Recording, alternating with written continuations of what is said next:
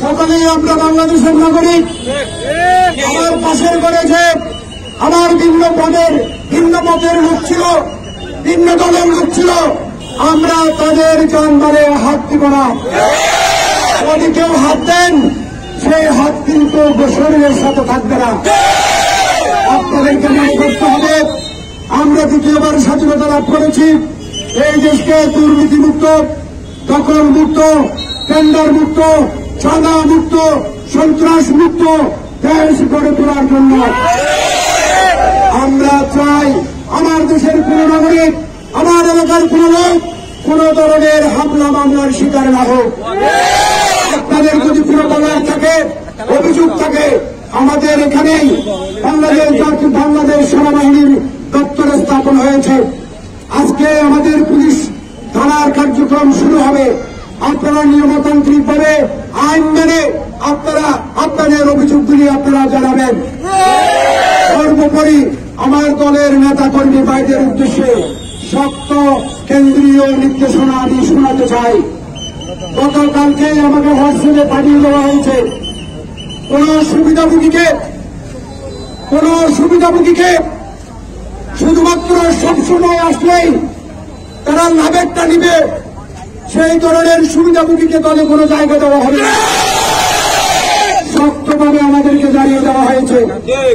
এই সুযোগে অনেক দুষ্কৃতকারী, আমি কোন দলের নাম উল্লেখ করছি না, অনেক দাগি সন্ত্রাসী, অনেক মাদক ব্যবসায়ী, অনেকেই আমাদের অনেক বালুকর, অনেক গাঁজাখোর আমাদের আপনারা তাদেরকে জায়গা দিবেন না। কেউ যদি কোনদিন এ ধরনের আমাদের প্রমাণ থাকে, সর্বপ্রথম আমাকে জবাবদিহি করতে হবে। আপনারটা আসতেছে পরে। প্রিয় ভাইরা, এই নির্দেশনাগুলো যেগুলো বলছি সেগুলি আমাদের কেন্দ্র থেকে দেওয়া হয়েছে। আর আমি আবারও বলছি শান্তি শৃঙ্খলা রক্ষার জন্য এই দেশে আমাদের বিরুদ্ধে অনেক ষড়যন্ত্র হচ্ছে। প্রত্যেকদিন কিছু না কিছু ঘটনা ঘটবে, কিছু ঘটনা ঘটাবেই, তারপর মিডিয়াতে দেখাবে বাংলাদেশ তো আগেই ভালো ছিল। এই শব্দটা কোথাও কোনো কালে কোনো যুগে কোনো মানুষের মুখে থেকে নেমেছে, যাতে প্রতিনিয়ত আমার মা বোনেরা, আমার বাবারা যারা যাতে বলে আমরা এখন সত্যির নিঃশ্বাস ফেলছি, আছি। আমরা কোনোভাবে অপকর্মে জড়াবো না, কোনোভাবেই না। প্রত্যেককে আমাদের বলতে হবে শান্তি শৃঙ্খলা রক্ষা করুন, আপনার পাশের লোককে হামলা মামলা থেকে রক্ষা করুন, কারণ জানমালে হাত দেওয়া যাবে না। প্রিয় ভাইরা, একটা সামাজিক আন্দোলন গড়ে তুলুন, সামাজিক যুদ্ধ গড়ে তুলুন, ন্যায়ের পথে থাকুন।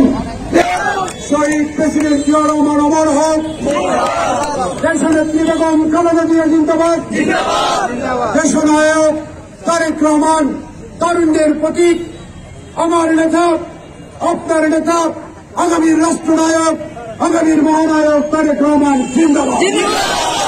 আসসালামু আলাইকুম ওয়া রাহমাতুল্লাহি ওয়া বারাকাতুহু।